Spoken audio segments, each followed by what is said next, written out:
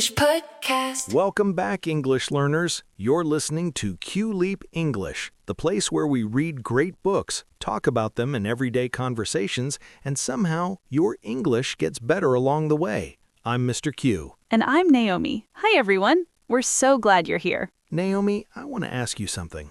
When you're speaking English, what's really happening inside your head? Inside my head, noise. Lots of noise. Am I saying this right? Did I just make a mistake? What's the next word? Oh no, they're looking at me. Exactly. And that noise, that voice in your head, that's what today's book is all about. Really? A book about the voice in my head? Yes, it's called The Power of Now by Eckhart Tolle, and it says something very simple but very powerful.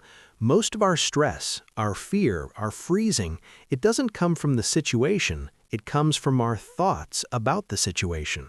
So when I freeze in an English conversation, it's not because my English is bad? No, it's because the voice in your head is telling you a scary story, and you're believing it. That's actually a relief. Right? By the end of this episode, you'll see that voice differently, and maybe it won't have so much power over you anymore. Okay, I really need this one.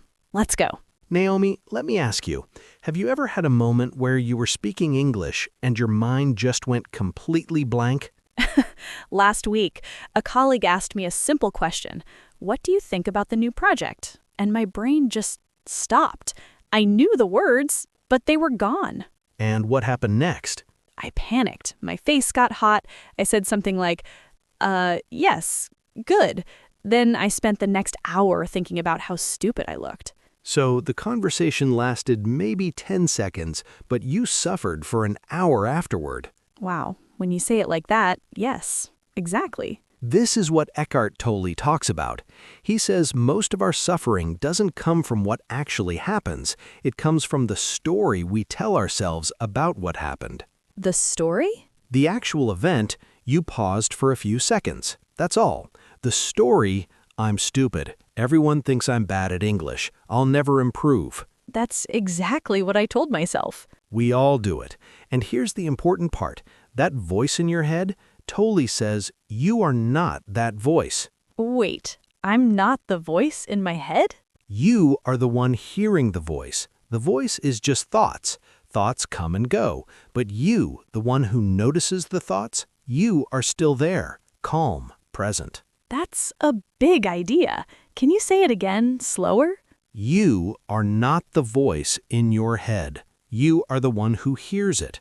The voice says, you're stupid, but you can notice that voice, and when you notice it, you are already separate from it.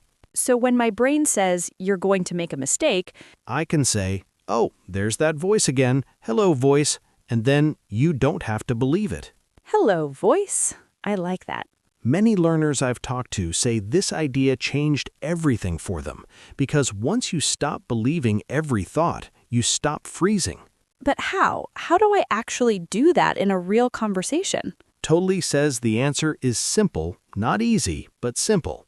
Come back to the present moment. The present moment? Yes, when you're panicking about the past, I made a mistake, or the future, what if I make another mistake, you're not in the present, you're in your head. The present moment is just this breath, this word, this sound. So when I freeze, Feel your breath, feel your feet on the floor. Look at the person's face and say the next word, just one word, not the whole sentence. just one word? Yes, because the present moment only asks for one word, the next word. That's all you need. That takes so much pressure off.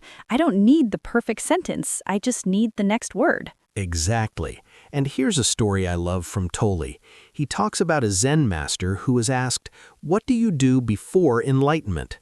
The master said, "Chop wood, carry water." Chop wood, carry water? Then they asked, "What do you do after enlightenment?" And he said, "Chop wood, carry water." So nothing changed? Everything changed, but the action stayed the same. Before, he was thinking about the past and future while chopping wood. After, he was just chopping wood, fully present.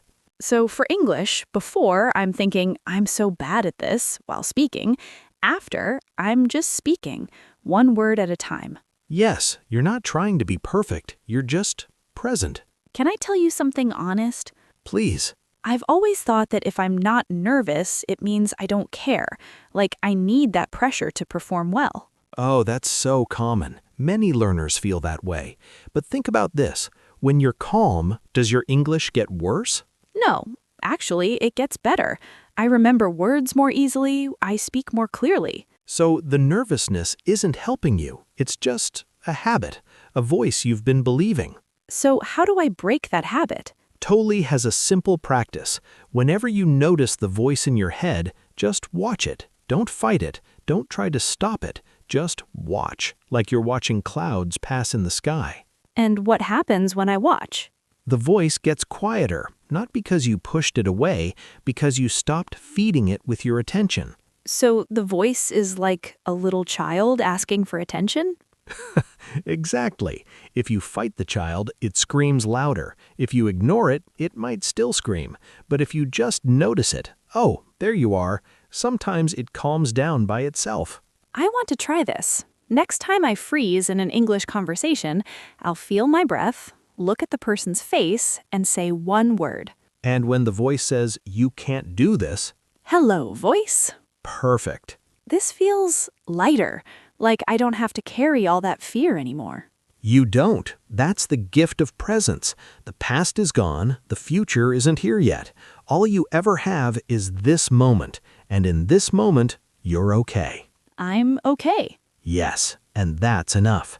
So here's something tiny we can both try this week. I'm ready. Every day, pick one ordinary moment. Brushing your teeth, drinking water, waiting for coffee, and be fully present for just 10 seconds. 10 seconds? That's all? That's all. Feel the water, feel the brush, feel your breath. No thinking, no planning, no replaying the past, just that moment. And how does this help my English? Because presence is a muscle. The more you practice in small moments, the easier it becomes in stressful moments, like an English conversation. So I'm training my brain to stay calm. Yes, you're training the you who notices the voice.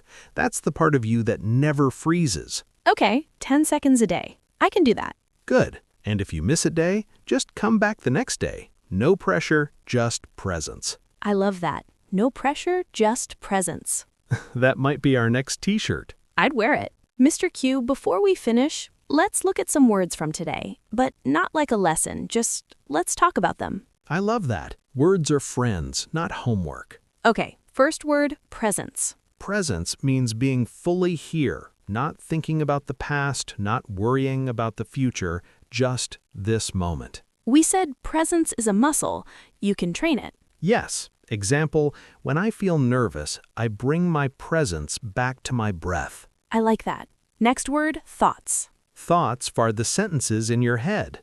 I'm not good enough. I'll never learn this. And Tolle says, you are not your thoughts. Exactly. You are the one noticing your thoughts. Big difference. Example? I noticed a thought saying I'm going to fail, but I don't have to believe it. That's so freeing. Okay, next, present moment. The present moment is now, this second, this breath. It's the only moment that actually exists. We said the present moment only asks for one word. Yes. Example, stop worrying about the next sentence, just stay in the present moment and say the next word. That's a good reminder. Next word, voice, as in the inner voice. The inner voice is that constant narrator in your head.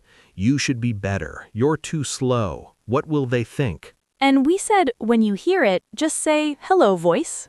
Yes. Example, the voice told me I sounded stupid, but I said, hello, voice, and kept speaking. I'm going to use that. Next, notice. To notice means to observe without judging. You see something, but you don't react. You just see it. Notice the voice. Don't fight it. Just notice. Perfect. Example, I noticed my hands were shaking. I didn't panic, I just noticed. And last one, calm. Calm is not the absence of stress. Calm is being steady inside the stress. We said calm is a muscle. Yes. Example, even though I forgot the word, I stayed calm. I breathed, and the word came back. Okay, let me say them all. Presence, thoughts, present moment, voice, notice, calm. 6 words, 6 small votes for a calmer English. I feel calmer just saying them. That's the power of now. So here's what we learned today. You are not the voice in your head. You are the one who hears it. And when you come back to the present moment, just this breath, just this word, the fear starts to lose its power. And our challenge this week, 10 seconds of presence every day. Brushing teeth, drinking water, waiting for coffee. Just be here. However you showed up today, listening to this whole episode, that's already a win. Yes, be kind to yourself. The voice might still talk, but you don't have to believe it. If you want to go deeper into the power of now, we have a 15-minute extended version on our Patreon with more practices and a calm guide. Link below. Next time, we're reading a book about, well, let's just say it's about your brain, why you panic, and how to stay calm. Oh, I'm really looking forward to that one. Me too. Until then, take care of your English. And take care of yourself. Keep leaping.